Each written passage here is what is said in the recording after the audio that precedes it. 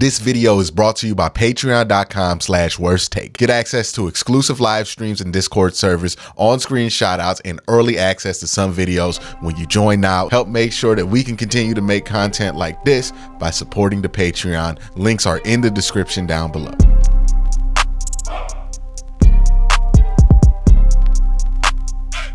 Hey, what's up, everybody? And a lot of talk about the Deshaun Watson, DeAndre Hopkins reunion. Is this a real thing? Is this not? I will say this to start off the video. There's a lot of smoke here to be no fire. Now, I don't think that means that a move for him is imminent. And I don't necessarily think that that means that he is like one of the like finalists for the Browns or something like that. Like the Browns are one of the finalists for him.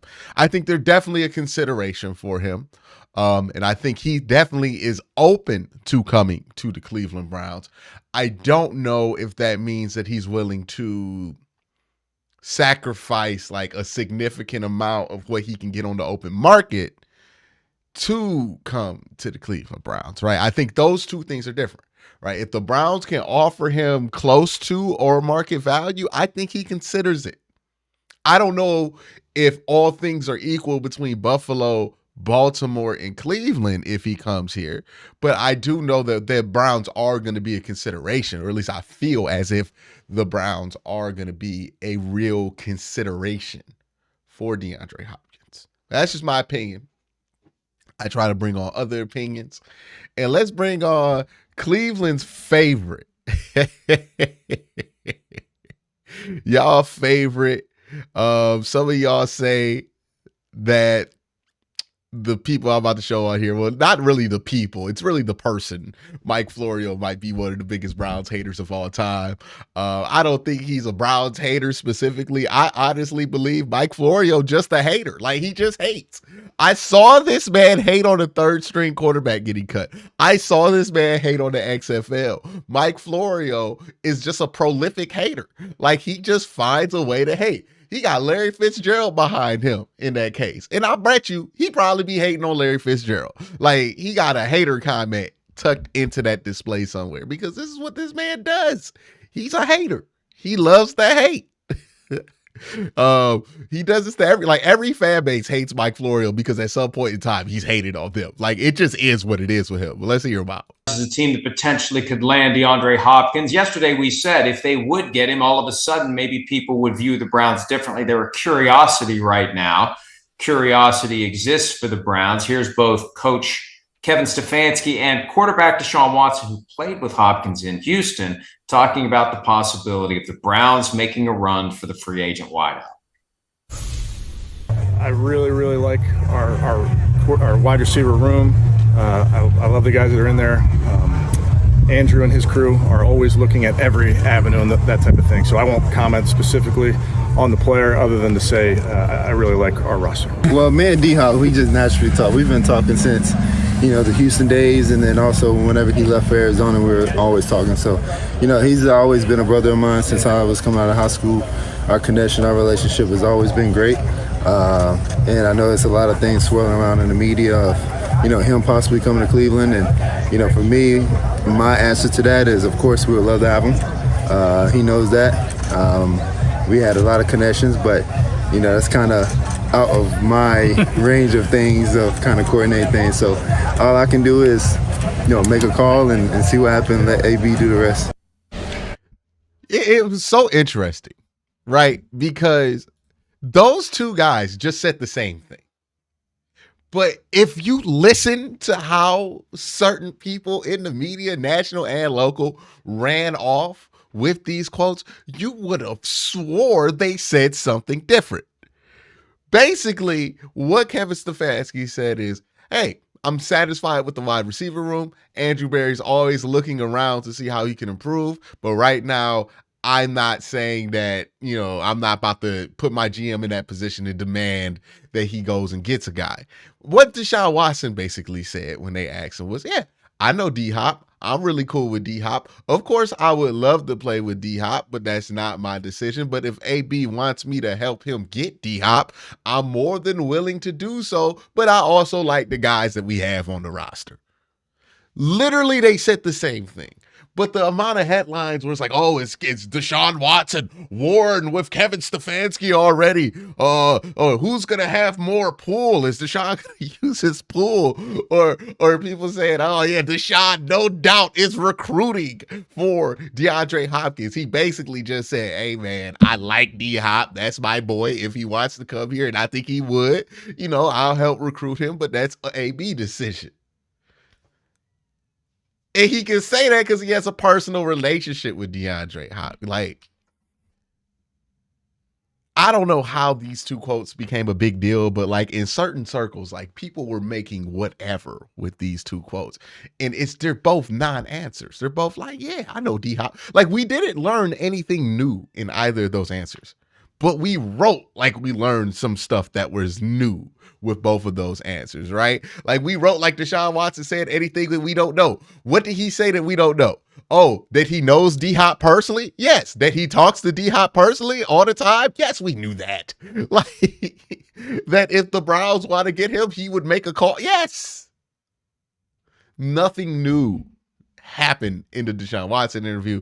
Nothing new especially in the Kevin Stefanski interview. I mean, come on now. Kevin Stefanski is the king of playing defense at these media interviews. So it's like, it's just funny how big of a deal people made out of it and how much people are running with it and trying to create something when nothing new of substance was said. like, let's be real here. Nothing new of substance got said. You get the different perspectives there. The coach is the guy who has to keep everyone happy, and there's only so many dollars to go around, and the front office has to decide. And then you got the quarterback saying, yeah, we'd love to have him. And this will be a nice little... Dog, did he not hear the part? See, this is them doing that thing, right? They will show you a clip and then tell you stuff that did not happen in that clip did not happen. Or they will show you the clip and act like a whole part of the clip that did happen that you just watched just didn't happen. Just throw it out, right?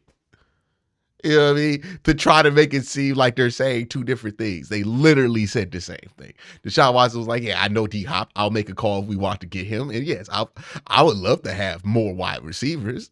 He says that all the time. But he's like, there's not a need. There was a whole part in that interview where he said that. Just people trying to manufacture stuff. You know what I mean? Just trying to find a slant or create a slant when there might not be a slant. People can't just report what actually is said. They got to report what they want to be said. And then act as if that's what actually happened so that they can push whatever agenda that they want to push. But it's just litmus test of how much juice Deshaun Watson has in the organization as he enters year number 2. But if they're committed to supporting this guy as much as they can, now they've picked up Elijah Moore via trade. They've got Amari Cooper, who they acquired via trade last year. I don't know. And we've had the impression that they're going to have kind of a wide open offense, or at least more wide open than it's been, to the point where there's been chatter that Nick Chubb may not have a long-term future in Cleveland because they're not going to use him like they have. It's going to be more about Deshaun. But when you make that investment in Deshaun, what did he say about Nick Chubb? Where there's been chatter that Nick Chubb may not have a long-term future in Cleveland because they're not going to use him like they have. It's going to be more about Deshaun. But when you make that investment in Deshaun, it does necessarily give him some juice. It gives him some power. It makes him the guy. And how do you get the most out of him? You got a receiver that he played with in Houston that's available, and you're trying to get to the top of the conference, and so you could keep him from going to Kansas City or Buffalo. I wouldn't be surprised if the Browns try to figure something out and get him to go to Cleveland. He's going to have to want to do it, but maybe they'd be in a position that they're willing to pay him more than the Chiefs or the Bills would. Yeah. Now that's going to be an interesting situation, right? Will the Browns be willing to pay more? No, I don't think so. I don't think that they feel that way. I think this is more of, hey, if DeAndre Hopkins lands in our lap, we're going to take him. But I don't know how hard they're going to go to get D-Hop. I think, me personally, the team that's in the position and the team that probably will go hard for DeAndre Hopkins is the Baltimore Ravens. because it just doesn't make sense for anybody else to go that hard other than Baltimore. There are a couple reasons why I think this. One of those reasons is they don't have, like, they have Rashad Bateman, who might be a number one. They have Odell Beckham, who might still be good coming off of injury. But they don't really have a true one. You signed DeAndre Hopkins. That's a true one. Also, DeAndre Hopkins is going to be 31 years old to start the season. If there's one franchise that has shown that they're more willing to spend top dollar on older players, it's the Baltimore Ravens. Also, they're in a position of where Lamar Jackson's still in that first year of his new deal, and you can move around money in that first couple of years of a new deal a little bit easier, and you can fit DeAndre Hopkins at a higher cap number there. So I think they're the team that's going to be willing to pay. I think they're the team that's going to be willing to give a premium. And I think they're probably going to be the team that lands DeAndre Hopkins because they have all three of the things, right? The will, the money, and quite honestly, if you're D-Hop, and we got to look at this from a D-Hop perspective, not a Browns fan's perspective. But if you're DeAndre Hopkins, yes, going back to Deshaun Watson sounds great. But also playing with Lamar Jackson sounds great, right? Maybe he wants to do something new. Either way, I see those both as equal opportunities for DeAndre Hopkins. I don't know if he goes somewhere like Kansas City where he's just going to be kind of like hopping on there. Or Buffalo might make sense for him too. But if you're D-Hop, best case scenario for the Browns, you see the Browns, the Bills, and the Ravens as an equal opportunity. That's kind of best case scenario. Unless D-Watt and D-Hop are so close that this becomes a Derek Carr situation where it's just he really wants to play with Deshaun Watson. And if that were the case, I feel like we would know by now there would be stronger smoke signals from the DeAndre Hopkins side of this story. And right now, all the smoke signals are coming from the Deshaun Watson side. So I think Deshaun wants it, but I don't know how bad D-Hop wants it. And I think he does, but I don't think he does in a way that puts it over playing with Josh Allen or puts it over playing with Lamar Jackson. I think it's all kind of on the same field. And if all three of those teams are on the same field offering the same money, and Baltimore's the one that can offer more money, they're going to be more likely to get him. I don't know if the Browns are going to be willing to offer more money, but I think that's going to be what breaks this tie between all of these teams because all of these options are good for him. Who's going to be willing to go above $15 million to get DeAndre Hopkins? I think that's going to be the race, right? If you want D-Hop, offer him 20, you'll probably get him. If you're one of those teams. But it's going to take being one of those teams and offering him $20 million for probably a year or two if you can do that. Not everybody can do that. I don't know if Kansas City can do that. I don't know if Buffalo can do that. I don't know what their cap situation is. But I do know that Baltimore can probably do it. The Browns could technically do it. They could move around some money and technically do it. But it would be a chore, right, to be able to free up that money. Baltimore can kind of just offer it from my understanding of their whole cap situation. So going to be interested to see what happens here. Let's hear out the rest of this video. Maybe, you know, it's what Kevin Stefanski said. He was trying, I think, to tell you, like, they don't really. That sounded like a whole lot of we don't really want it. We like our wide receiver room. Goodness gracious, dog! Like right. I think that's what that was there. You know, and you said, I mean, hey, they got Amari Cooper still really damn good. Elijah Moore, we'll see what he can do there. Donovan Peoples-Jones he's not a bad number 2, number 3-ish type of receiver.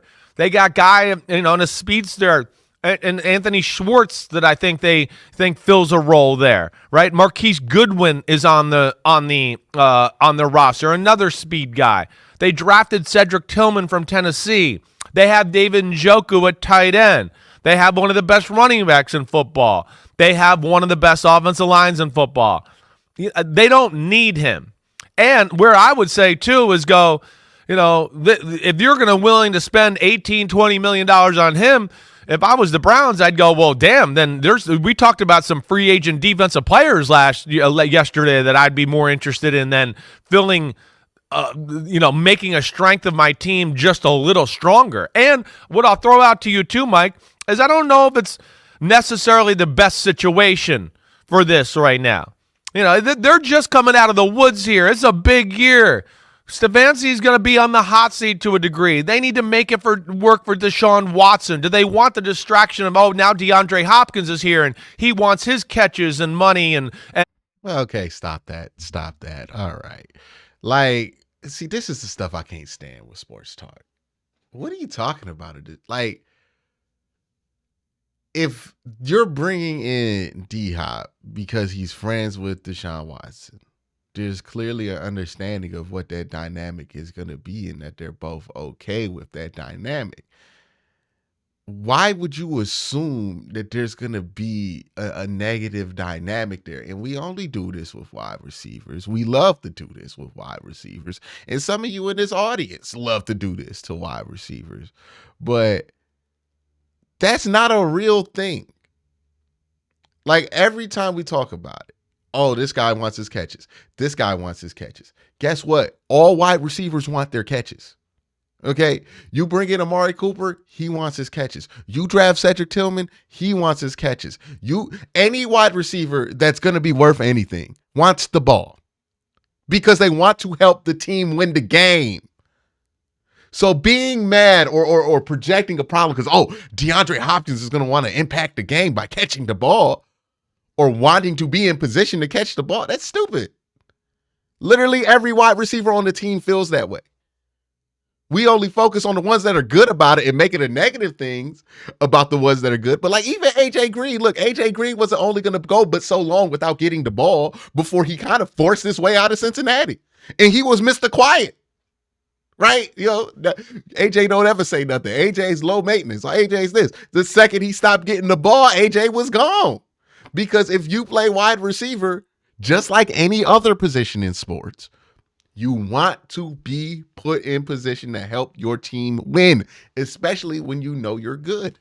So basically, if you don't want any distractions at wide receivers, cool. Just get a bunch of bums and see if you can win at football with a bunch of dudes who don't want the football at wide receiver. It's a nonsensical argument.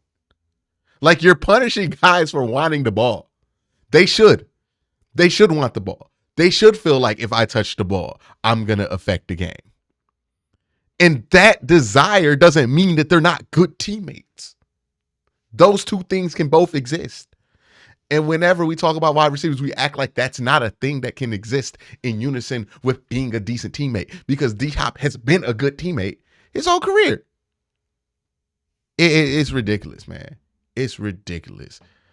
I hate these narratives. He wants to, command the ball a little bit. Those are things that I'd go, I don't know if Cleveland wants to open Pandora's box on that type of stuff. And that's only stuff with where they're at in their franchise right now. Nothing worse than opening up a box full of Pandora. If she's in there, watch out. The other possible interpretation, too, is Deshaun Watson was just being nice and diplomatic. Sure. Right. Team, and he didn't want to come out and say, we're good. We don't need DeAndre Hopkins. But there was enough there from Watson. If he really does want him, that's where it becomes interesting. And we can't tell whether he really, truly does want him. If he really, truly does want him, what goes on behind the scenes to get him. If he really, and look, this is where it drives me crazy. If Deshaun Watson were demanding DeAndre Hopkins, we would know.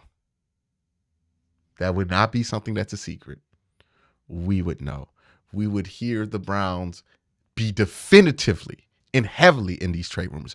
Honestly, look, the fact that DeAndre Hopkins hit free agency tells me that like D-Watt wants him, but like not like that. Like not like willing to cash all my chips in to force this team to get DeAndre Hopkins. Because if that were the case, we would have traded for him. Because obviously the value for him in a trade wasn't that high. And also you wouldn't save money because he's $19 million a cap hit. If you would have traded for him, he's probably going to go for 20 in free agency. So it's obvious that this is not he's pounding the table for DeAndre Hopkins. He's like, hey, if he falls into our lap at a number that we can get, I would love it. You know, if I could convince him to come here for less, I would. But that's a front office decision. I'm going to let them do what they feel like is best for the team. That's literally what was said. But that's my thoughts on the national media speculation about this whole D-Hop thing. Let me know what y'all think in the comment section below.